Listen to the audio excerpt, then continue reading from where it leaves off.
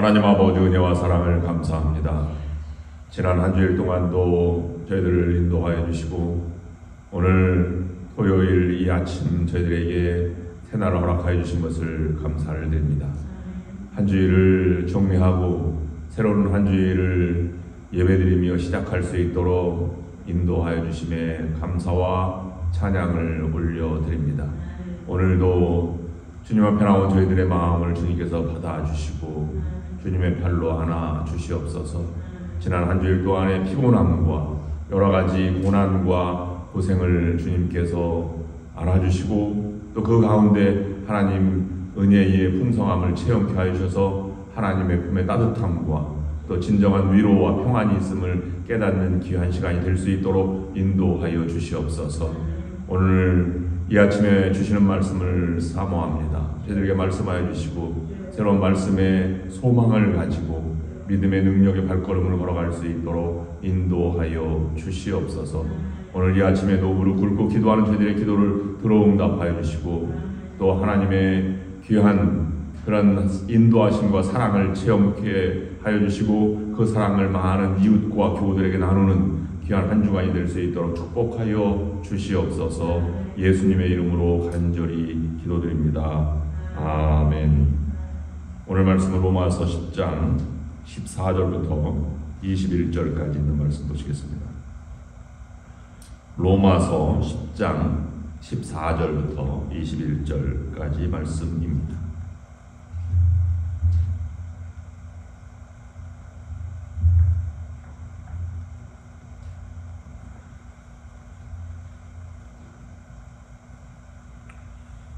제가 봉독해 올립니다. 그런즉 그들이 믿지 아니하는 일을 어찌 부르리요 듣지도 못한 일을 어찌 믿으리요 전파하는 자가 없이 어찌 들으리요 보내심을 받지 아니하였으면 어찌 전파하리요 기록된 바 아름답도다 좋은 소식을 전하는 자들의 발이여함과 같으니라. 그러나 그들이 다 복음을 순종하지 아니하였도다. 이사야가 이르되 주여 우리가 전한 것을 누가 믿었나이까 하였으니 그러므로 믿음은 들음에서 나며 들음은 그리스도의 말씀으로 말미암았느니라. 그러나 내가 말하노니 그들이 듣지 아니하였느냐 그렇지 아니하니 그 소리가 온 땅에 퍼졌고 그 말씀이 땅끝까지 이르렀도다 하였느니라.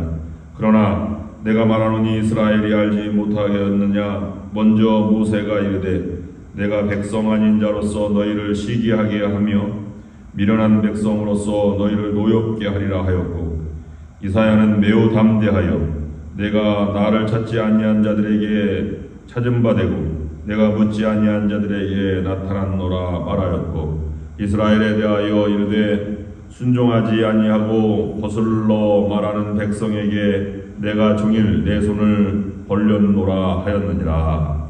아멘. 길에 누가 돌을 버렸습니다. 그런데 그 걸어가다가 누가 돌뿌리에 그 돌에 부딪혀 넘어졌습니다. 돌은 잘못한 게 없는데 그러나 넘어지게 하는 것은 돌입니다. 그것을 주워다가 디딤돌로 쓸 수도 있지만 그러나 넘어지게 한 돌을 우리가 다시 생각해 보게 됩니다. 오늘 사도 바울은 율법이 바로 그리스도인들을 그리스도를 맞아들이기에 걸려 넘어지게 하는 돌처럼 이스라엘 민족이 사용해야 한다라는 것을 여기 말씀하고 있습니다. 우리가 운전을 하다 보면 티켓을 받을 때가 있고 여러 가지 삶에서 경찰에 붙들리거나 아니면 티켓을 받을 때가 있습니다. 저도 최근에 티켓을 받은 적이 있습니다. 그러나 우리가 흔히 사용하는 말로는 나는 잘못한 것이 없다. 아니면 못 들었다. 나는 몰랐다. 이렇게 말하는 것을 많이 보게 됩니다. 교통 티켓도 마찬가지입니다. 내가 의도적으로 잘 달리려고 하다가 잡혔으면 잡혔구나 이런 생각을 하는데 나는 잡힌 줄도 속도로 올라가는 걸 몰랐어요. 근데 잡혔습니다. 나는 몰랐습니다. 이렇게 높은 속도가 빠른지 몰랐습니다. 라고 한다고 경찰이 티켓을 발부하지 않습니까? 의도적으로 과속을 하지 않아도 티켓을 받으면 벌금을 내야 합니다.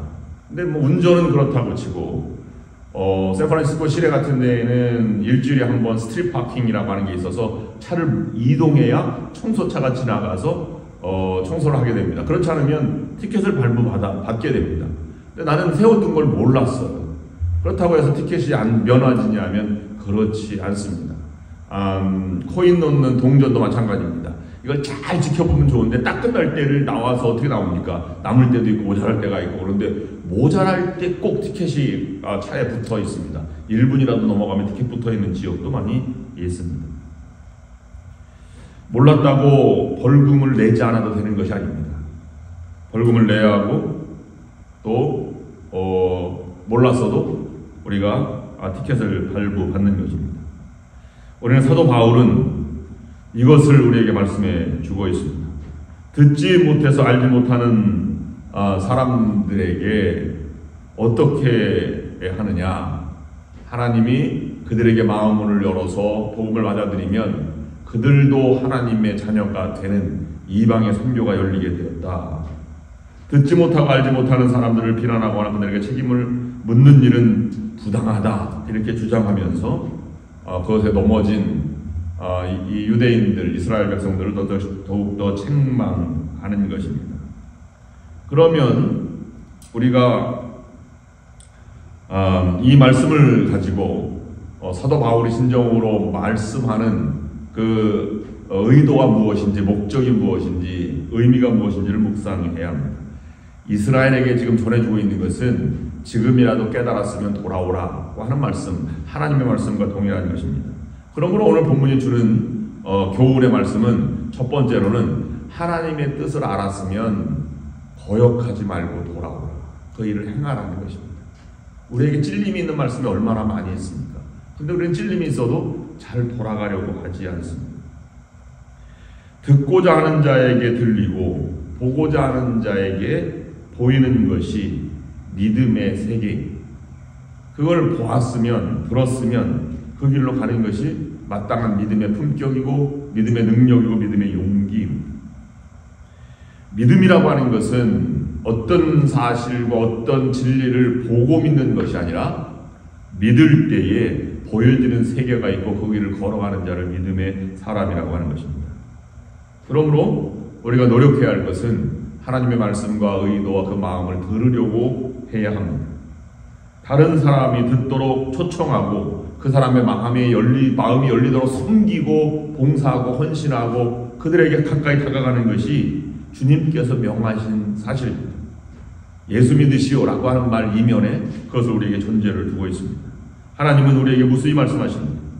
그 말씀을 행하라고 양심으로 아니면 자연 환경을 통해서 아니면 이웃 사람들과 아픈 사람과 여러 가지 나를 깨닫게 해주는 사람을 통해서 그리고 말씀을 통해서 우리에게 말씀해 주십니다.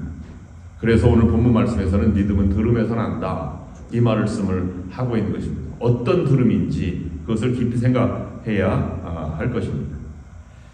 안드레에게서 듣고 베드로에게 믿음이 만들어졌고 베드로가 사도들의 그 큰 우두머리가 되었습니다. 우두머리보다는 수장 아니면 제자가 되었다는 말, 리더격이 된 것입니다. 빌립이 전해준 정보에 따라서 나다나엘에게 믿음이 들어갔습니다. 바울의 선교에 의해서 수많은 이방인들이 복음이 전해지게 되었습니다. 하나님도 미련한 듯 보이는 어리석은 선포로 하나님의 비밀을 세상에 알려주었다. 이렇게 고린도전서 1장 21절 말씀을 말씀하고 있습니다. 그런데 오늘 우리가 현실을 생각해보고 그 당시에도 오늘 본문 말씀에도 이 세상의 말씀이 다 전파되었다. 수천 년이 지났는데 요즘 들은 적이 없는 분들은 어떻게 믿느냐라고 반문할 수가 있습니다. 사태의 본질, 오늘 본문의 본질은 처음 듣는 사람들이 아니라 듣고도 듣지 못한 척하는 사람들을 향해서 얘기하는 것입니다. 즉 복음에 순종하지 않는 것, 알면서 들었으면서도 그것을 실천하지 않는 자들, 복종하지 않고 거역하는 것이 문제의 핵심이라고 하는 것입니다. 그래서 나는 몰랐다. 나는 그 정도까지는 몰랐다 라는 것으로 한다고 해서 죄가 면해지는 것이 아니라 그들도 다시 깊이 들어야 한다는 것입니다. 예수님도 비슷한 말씀을 하셨습니다. 고라시나 벳세다야 너희에게 화가 있도다. 너희에게 행한 기적들을 두로와 시돈에서 행하였더라면 그들은 벌써 회개하였을 것이라 라고 말씀하고 있습니다. 마태복음 11장에는 너희에게 피리를 불어도 너희는 춤추지 아니하였고 애곡을 하여도 너희는 울지 아니하였도다 라고 말하였습니다. 듣지 못하였다든지 몰랐다든지 하는 말은 그러므로 이제는 우리는 잘못된 말입니다. 우리가 교회에서 광고를 해도 나는 못 들었습니다 이렇게 말하는 경우도 많이 있습니다. 주보를 못 봤습니다 이런 경우도 마찬가지입니다. 관심이 있으면 그만큼 집중하게 되어 있는 것입니다. 9장에서 살펴본 바대로 바울은 이스라엘 백성들에게 8가지 복이 있음을, 하나님이 특별히 이스라엘 백성들에게 8가지 팔복을 주었음을 묵상하였습니다. 그 팔복이 무엇이냐면 하나님이 선택하셔서 선민되게 하셔서 하나님의 자녀가 되게 하셨다. 두 번째는 그 자녀로서 하나님을 섬기는 영광을 누리게 하였다. 세 번째는 하나님을 따르는 언약을 시내산에서 받게 되었고 그 언약의 말씀대로 네 번째는 율법을 주었고 다섯 번째는 제사를 드리게 되었고 여섯 번째는 하나님의 약속의 땅인 가나안 땅을 향해서 가는 길을 제시해 주었으며 일곱 번째는 그들의 믿음의 모습인 위대한 족장들을 그들에게 전해 주었고 그리고 이스라엘 백성들에게는 그리스도가 탄생하는 민족이 되게 하셔서 8가지 복을 누리게 하셨는데 이스라엘 백성들은 그 복을 누리지 못하였다 하는 것을 지적해 주고 있습니다. 그러므로 알았을 때 복이라고 생각했을 때 겸손해지고 하나님 앞에 거역하지 않고 힘써 듣고 지키는 자가 첫 번째 우리가 묵상해야 하는 것입니다. 두 번째는 의도적으로 따르는 것이 중요합니다. 우리는 순수무구하다, 순진하다 라고 말하는 경우가 있습니다. 순진함이 믿음의 전부는 아니라고 하는 사실입니다. 순수한 무지, 순수함은 변명의 여지가 있습니다. 알 기회가 없었던 일에 대해서는 책임을 물을 수가 없습니다. 왜냐하면 그걸 몰랐고 순수했기 때문에 그렇습니다. 그런데 순수했다고 해서 아무 일도 하지 않았다고 해서 그 책임이 면해지는 것은 아닙니다.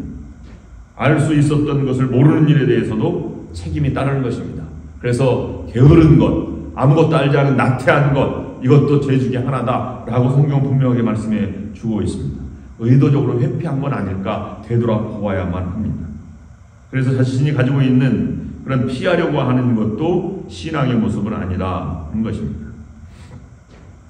그래서 너희가 듣기는 들어도 깨닫지 못하고 보기는 보아도 알지 못한다는 말을 여러 번 성경에서는 사용하였고 예수님도 마태복음 13장에서 사용하셨습니다.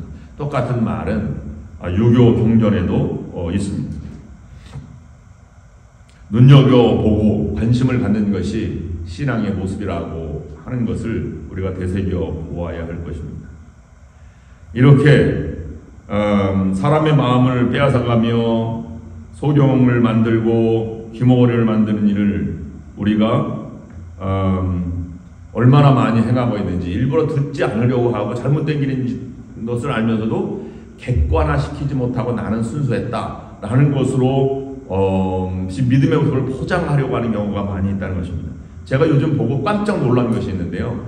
여러분 지구가 둥굽니까 평평합니까? 둥글죠. 왜냐하면 비행기 타고 가도 둥근 모습이 보이고 비행기 타고 한 바퀴를 돌면 돌 수 있기 때문에 그렇습니다. 그래서 모든 사람이 다 지구가 둥글다는 것을 압니다.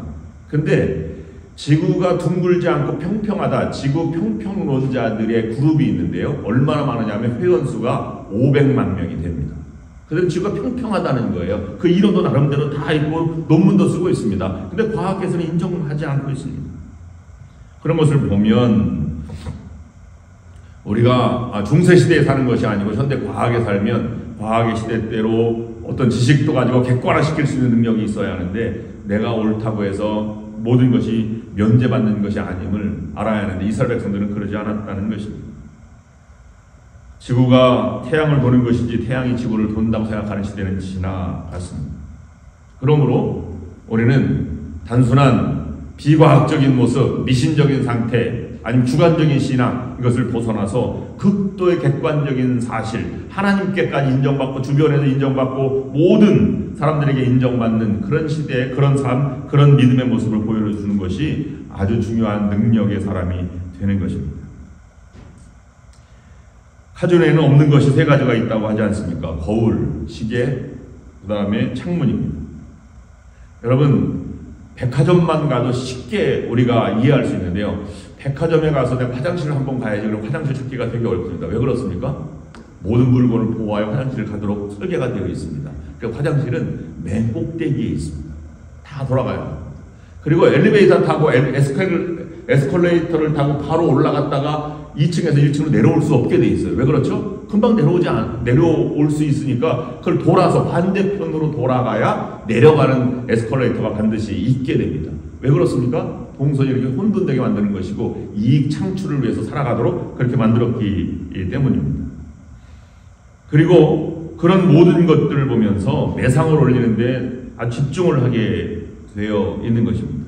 그래서 완전히 고객들을 포함해서 창문을 보지 않도록 하고 물건에 집중하도록 하고 맨 꼭대기층에 올라가야 식당에서 밖에 전망을 내다볼 수 있도록 만들었기 때문에 그런 구조로 세상을 움직이게 되는 것입니다. 그런 것을 우리가 갇혀있는 세계로 바라보면 그런 것만 보이게 되는 것이지요. 그러나 그 넓은 세계에 보면 하나님이 바라보시는 세계는 이성적이고 순수함을 넘어서 객관화시키고 다른 사람을 설득시킬 만한 능력을 갖게 되는 것입니다. 마지막 세 번째로는 옳고 그름은 내가 판단하는 것이 아니라 하나님이 판단하는 것입니다. 하나님이 호불호, 좋고 나쁨, 아니면 판단은 하나님이 판단하는 것까지 우리가 계속해 나가야 하는 것입니다. 하나님이 판단할 때까지 나간다고 하는 그 전제를 우리의 삶에 적용하면 무엇이 되겠습니까? 내가 좋고 나쁨이나 옳고 그름을 판단해서는 안 된다는 전제가 깔려있는 것이지. 나는 일시적인 존재밖에 되지 않습니다. 심리학자들은 말하기를 사람들은 일반적으로 좋아하는 것은 각자 다르다고 합니다. 그래서 주변에서 많이 봐요. 음식을 봐도 그렇고 여행을 봐도 그렇고 좋아하는 것은 다 다른데요. 싫어하는 것은 공통적으로 대부분이 일치한다고 합니다. 그래서 싫어하는 것은 모두가 경계한다고 해요. 그래서 교회 안에서나 공동체에서도 싫어하는 사람은 분명히 존재한다고 합니다. 그래서 싫어하는 사람이 싫어서 한 그룹이 모일 정도로 그렇게 싫어하는 사람은 공통적으로 생긴다고 합니다. 그런데 오늘 본문 말씀에서는 사도 바울이 어떻게 합니까? 자기를 죽여라는 동족이 그리스도에게로 돌아가기까지 나는 모든 것을 감당할, 내 생애를 감당할 각오가 되어 있다. 그걸 끌어안는 모습이 있지 않습니까? 판단은 내가 하는 것이 아니다. 원수 갚는 것도 내가 하는 것이 아니다. 하나님께까지 내버려 두고 받아들이자 라고 하는 것이 사도 바울의 가르침이고 성경의 가르침이 아니겠습니까? 그런 것을 보면 우리에게 이 모든 것을 밀어두고 그들을 향해 나아가는 넓은 믿음과 넓은 믿음의 능력을 갖는 것이 훨씬 더 중요한 것입니다. 그래서 건축자들의 버린 돌이 모퉁이 돌이 되었다는 표현이 있습니다. 하나님은 그리스도를 보냈고 그리스도는 모든 사람들 다 품기 위해서 두 팔을 벌렸는데 어떤 사람 묵상하기를 두 팔을 유대인들이 벌려놓은 두 팔에 못을 박았다 이렇게 표현하기도 하였습니다. 그래도 예수님 그를 받아들이고 저들을 용서하여 주옵소서라고 했던 것과 마찬가지입니다. 세상에는 두 종류 교회가 있다고 어느 신학자가 말했습니다. 첫 번째는 에서와 같은 교회, 두 번째는 야곱과 같은 교회가 있다는 것입니다. 에서와 같은 교회는 팥죽만 있으면 된다는 것입니다. 많은 사람이 모였어도 유익, 축복, 아니면 세상적인 이익, 아니면 모든 것이 종교적으로 치장하고 형식이 아름답고 교육이 잘 되어 있고 그런 것으로 모든 것 포장되어 있는 교회들이 있다는 것입니다. 거기에는 외형적으로는 화려해 보이나 성전의 화려함과 같이 생명력이 사라져 있다. 그것을 에서와 같은 교회다라고 말하였습니다. 다른 하나는 야곱과 같은 교회인데 돌베개를 베고 자는 한이 있어도 하나님의 길을 떠나는 실수와 잘못이 있어도 그리스도를 향해 찾아가고 고향으로 돌아가려고 하는 그런 사람들이 모인 교회들이 바로 이 야곱과 같은 교회라고 하는 것입니다.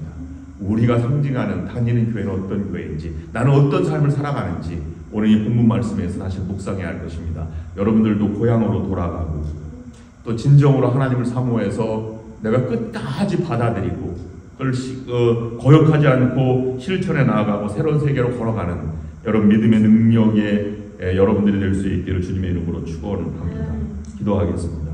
하나님 아버지, 오늘 말씀을 통해서 우리가 버려진 돌들, 유대인들과 이방인들을 묵상하면서 하나님의 복음이 어떻게 전해져야 하고 실천돼야 하는지를 묵상하였습니다. 우리의 삶에 복음을 깨달았을 때 거역하지 않고 용서하고 사랑하고 받아들이고 섬기는 저희들이 될 수 있도록 인도하여 주시옵소서. 나는 몰랐다, 나는 관심 없다 라고 하는 것으로 우리가 회피하지 않는 믿음이 되게 하여 주시고 모든 것을 끌어안고 그들에게 다가가서 복음의 능력이 발휘되는 저희들 믿음의 성도들이 될 수 있도록 인도하여 주시옵소서. 예수 그리스도의 이름으로 간절히 기도드립니다. 아멘. 이제는 우리 주 예수 그리스도의 은혜와 하나님 아버지의 극진하신 사랑하심과 성령의 역사 인도 교통하심이 오늘 말씀을 묵상하고 나아가는 모든 성도들 위해 지금부터 영원토록 함께하옵시기를 간절히 축원하옵나이다. 아멘.